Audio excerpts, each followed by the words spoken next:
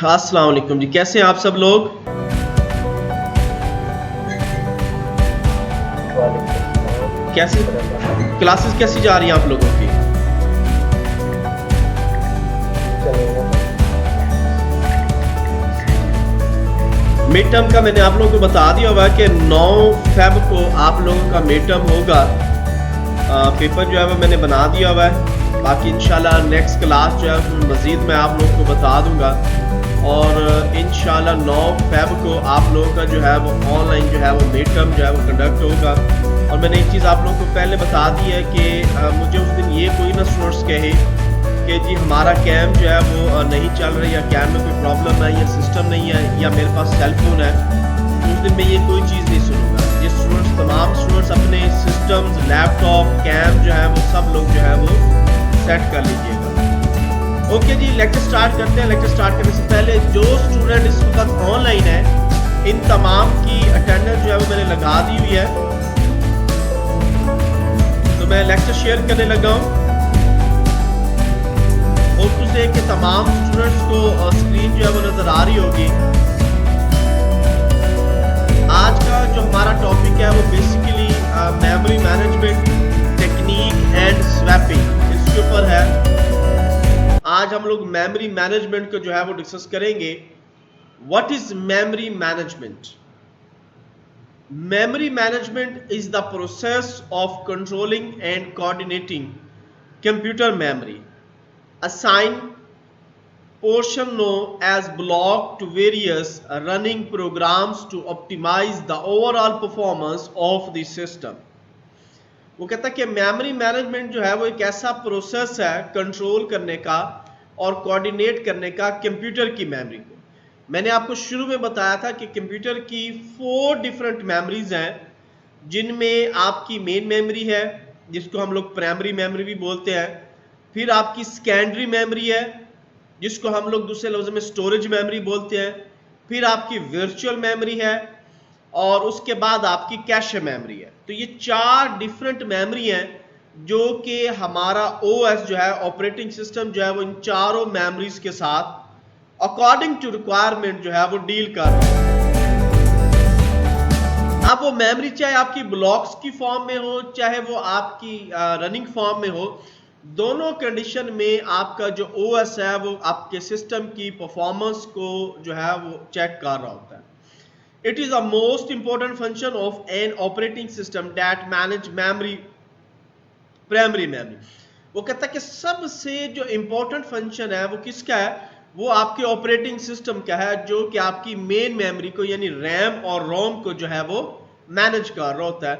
It helps process to move block back and forward between the main memory and the execution disc.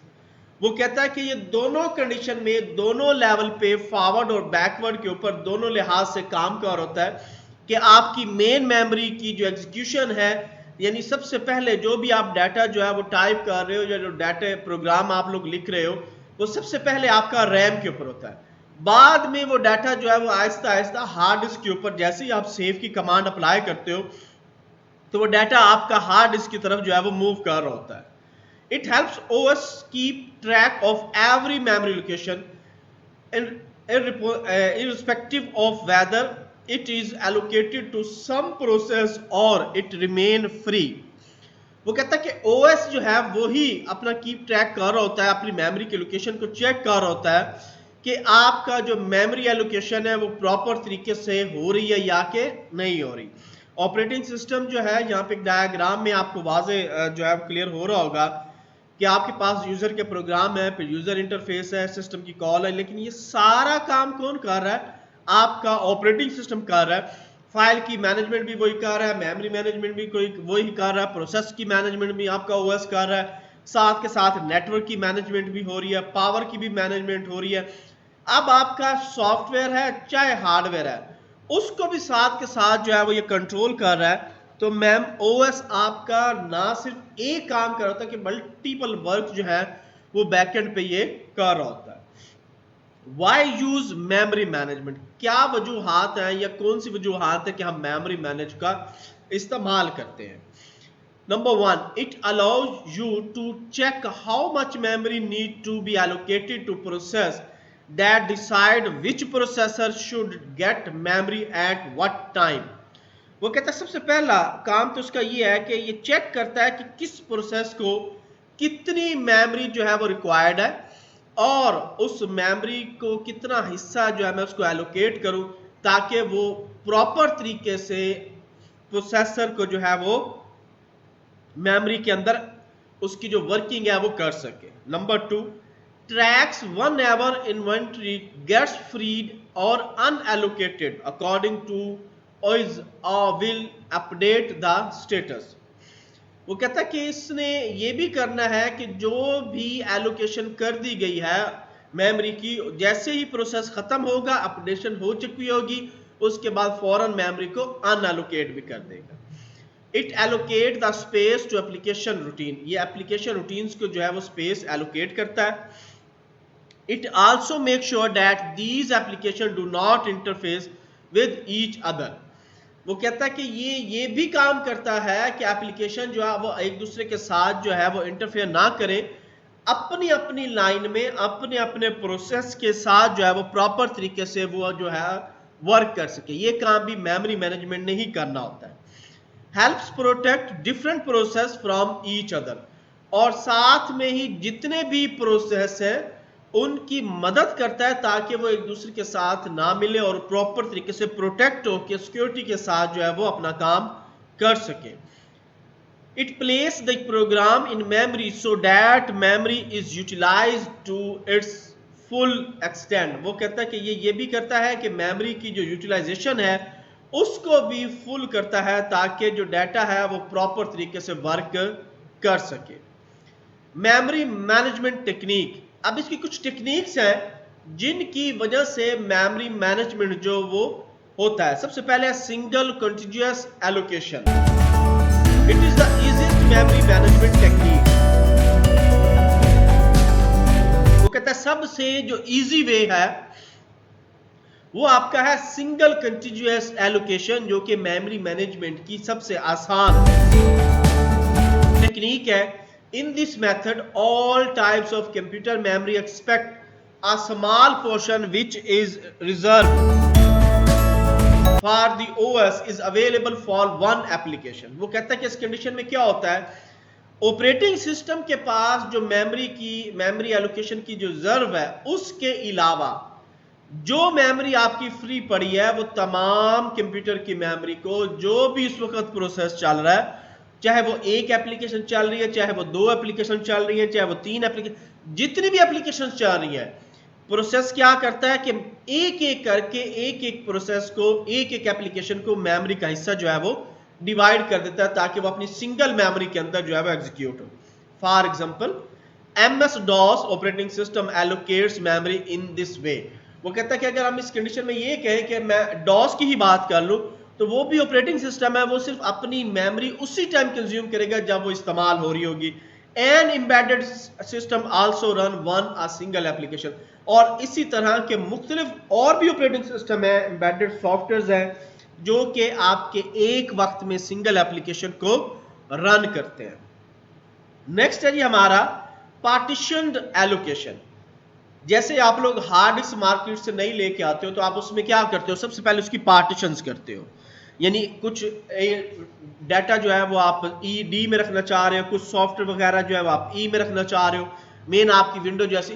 तो आपने क्या किया, आपने एक जगह ली, एक हार्ड डिस्क ली, चाहे वो 500 GB है, चाहे वो 1 TB है, और उसको जैसे ही आप लेके आए हो फौरन ही आपने उसकी पार्टीशन कर दी. सेम इसी तरीके से रैम के अंदर भी होता है.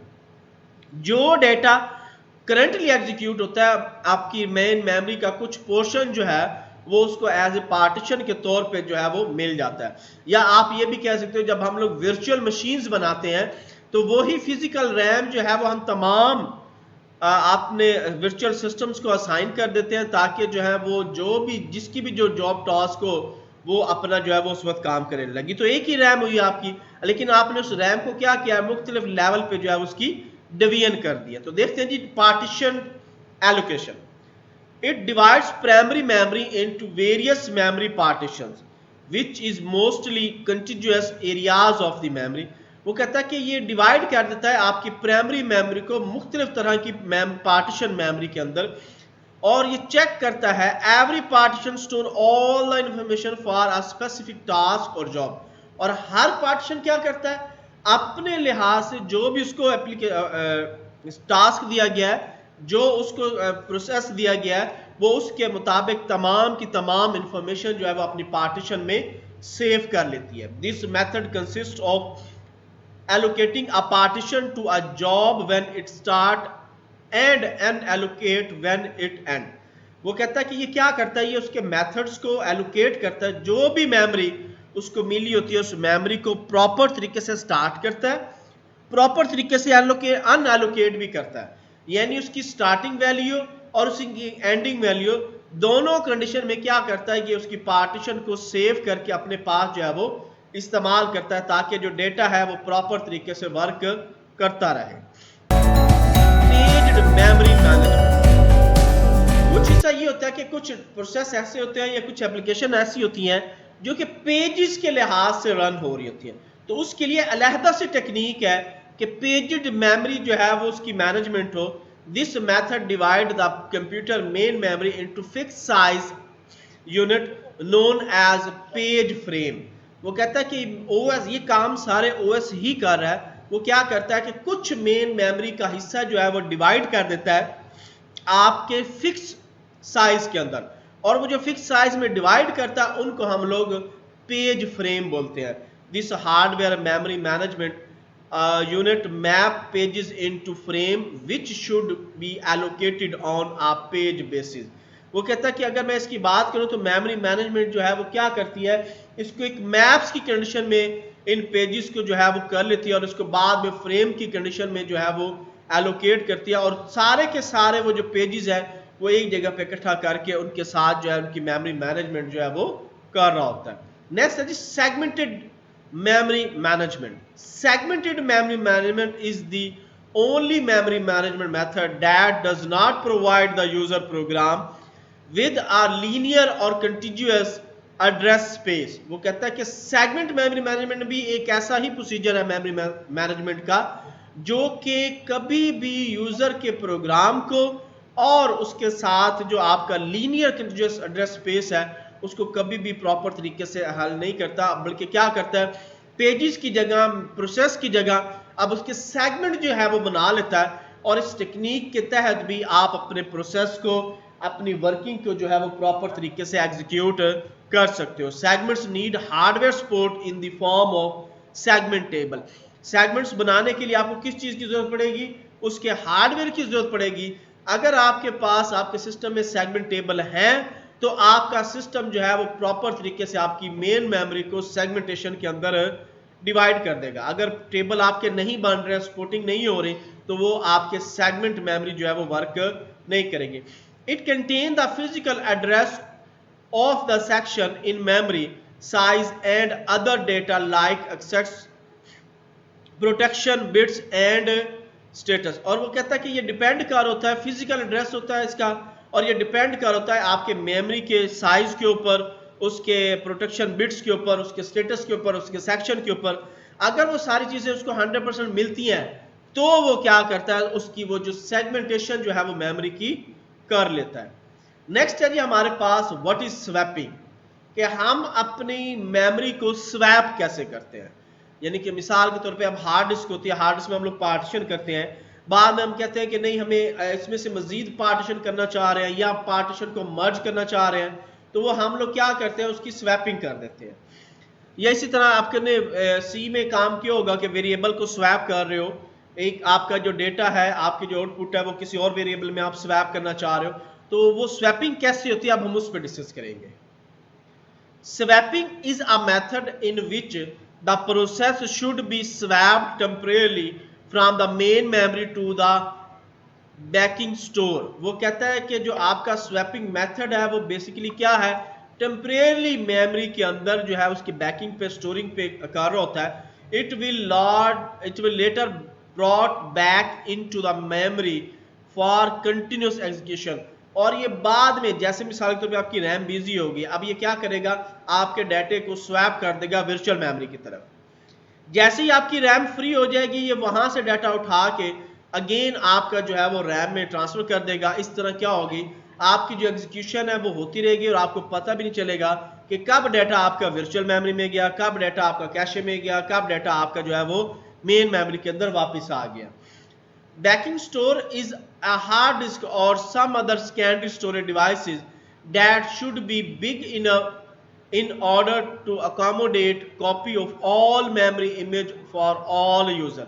वो कहता है कि ये मेमोरी मैनेजमेंट जो है वो इस तरीके से इस तरह करती है कि जो आपका बैकेट जितना भी सेकेंडरी स्टोरेज है, यानी कोई भी वो आपकी डिवाइस हो सकती है, आपका डीवीडी सीडी हो सकता है, हार्ड डिस्क हो सकती है, यूएसबी हो सकती है, कोई भी डिवाइस हो सकती है जिसपे आपके पास बड़ी बहुत ज़्यादा स्पेस है, आप उस स्पेस को वर्चुअल मेमोरी में बनाएं और अपनी सारी मेमोरी की जो इमेजेस है वो बना के ईच एंड एवरी यूज़र का जो है वो वहाँ पे सेव कर लें। अगर आप लोग कंप्यूटर में बैठे हैं और अपने कंप्यूटर पे ही आप उसके यूज़र्स के फोल्डर में सी में जाओ तो आपको पता चल जाएगा कि आपके सिस्टम पे कितने यूज़र हैं और हर यूज़र की अलहदा से एक प्रोफाइल, एक लॉग फाइल तैयार हुई है, अलहदा से उसकी स्पेस जो है वो बनी हुई है। It is also capable of offering direct access to the memory image।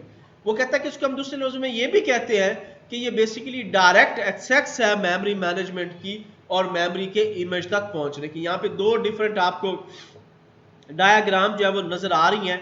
In diagram को आप अगर गौर से देखें तो आपको पता चल जाएगा कि आपका जो मेमोरी है वो मेन मेमोरी से सेकेंडरी मेमोरी में कैसे आपके प्रोसेस जो है वो ट्रांसफर हो रहे हैं और कैसे वापस जो है वो आपकी मेन मेमोरी की तरफ जो है वो मूव हो रहे हैं।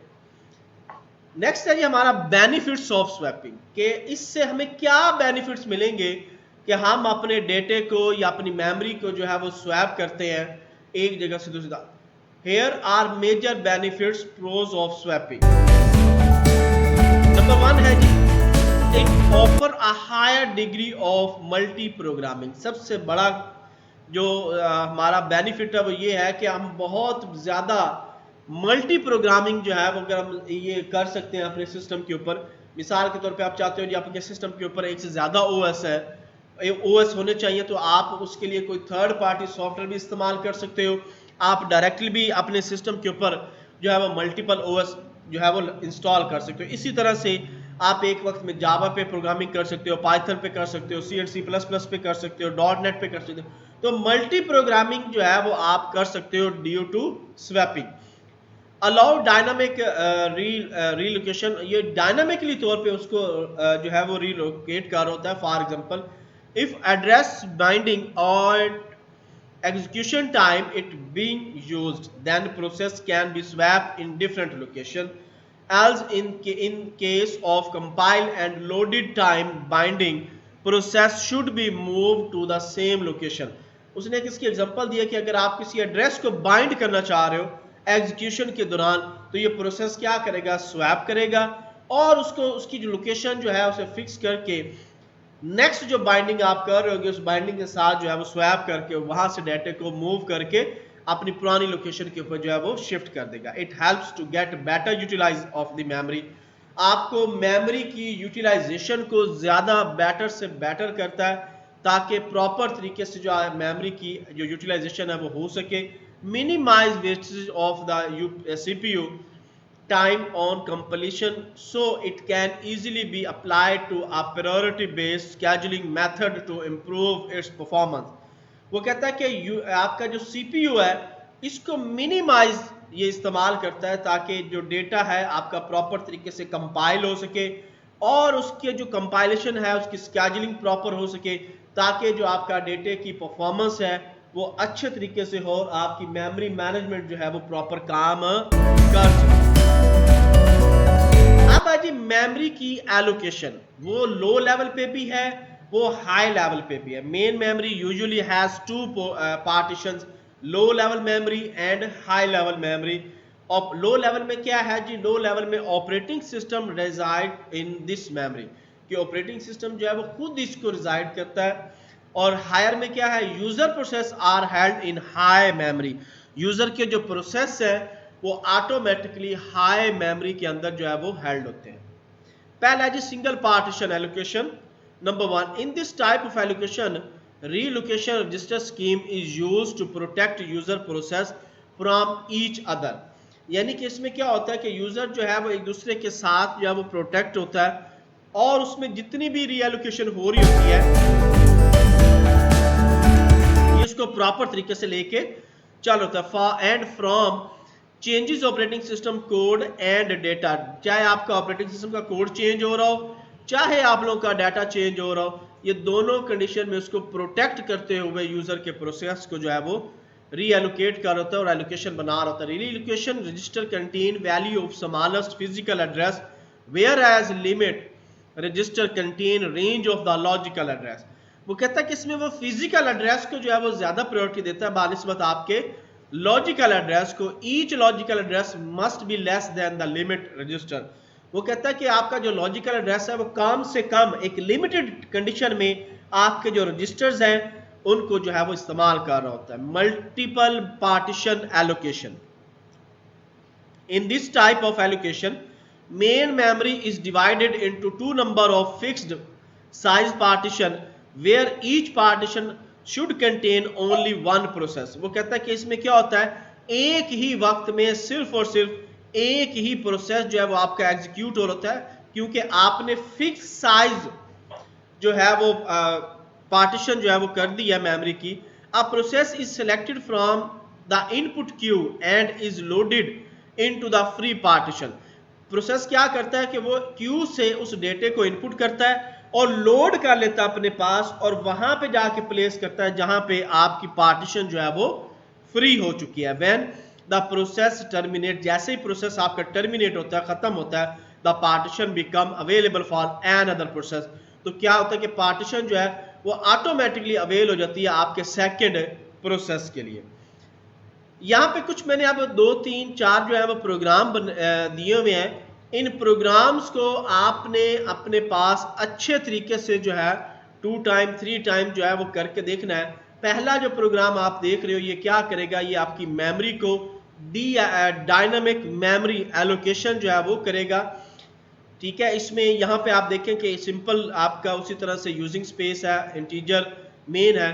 पॉइंटर टाइप एक हमने पॉइंट इंटीजर लिया है, वो क्या करेगा, ठीक है, डिक्लेयर एन इंटीजर पॉइंटर और इसी तरह डिक्लेयर फ्लोट पॉइंटर। 2 वेरिएबल आपने डिक्लेयर किए, दोनों ही पॉइंटर टाइप है, एक आपका फ्लोट में है एक आपका इंटीजर में है।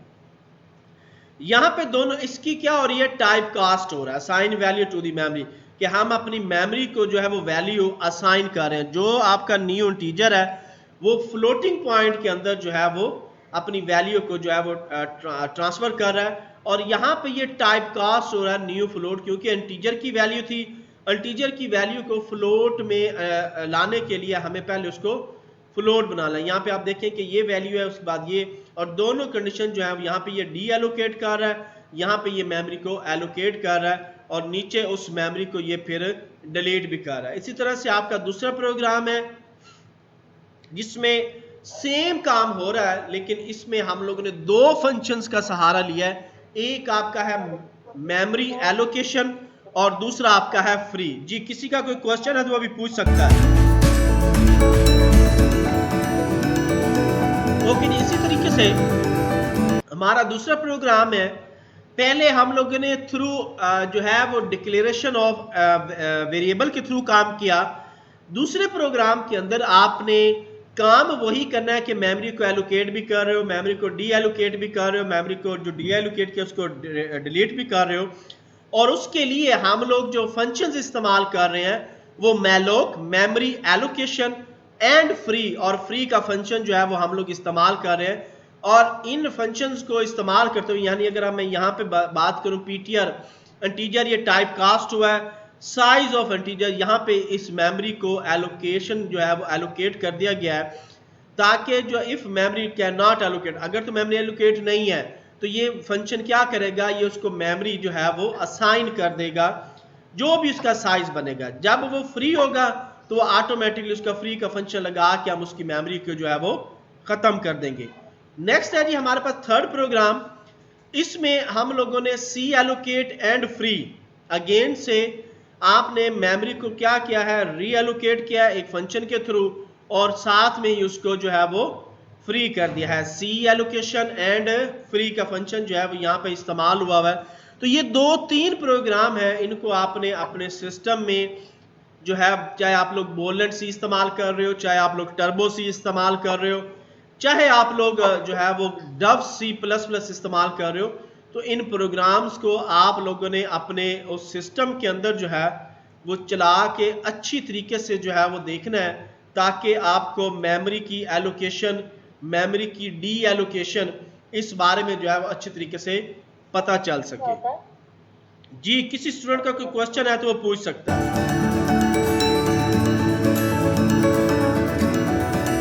ओके जी, मैं अटेंडेंस शेयर करने लगा हूं। जिस स्टूडेंट्स की अटेंडेंस नहीं हुई सिर्फ वही स्टूडेंट्स बोलेगा, बाकी स्टूडेंट जो है इसको व्यू करेंगे। मैंने होप टू से कि आप लोगों को अटेंडेंस नजर आ रही होगी। जिस स्टूडेंट्स की अटेंडेंस नहीं हुई सिर्फ वही बोले, बाकी स्टूडेंट जो है वो खामोशी से इसको व्यू करेंगे।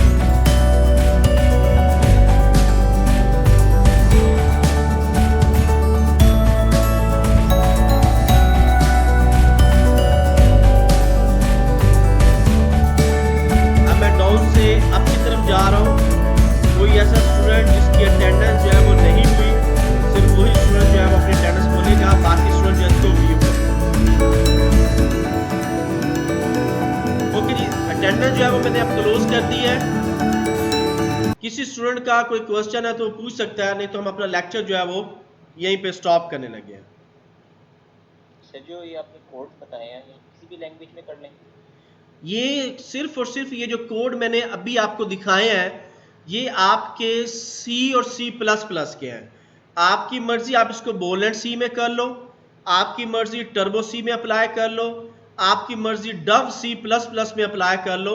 ये आप पे डिपेंड है, किसी भी आप उसके अंदर जो एडिटर है जो आपका C एंड C++ के लिए आप इस्तेमाल कर रहे हो, किसी में भी आप इसको इस्तेमाल कर सकते हो। ओके जी, अल्लाह हाफिज, take care, see you next lecture.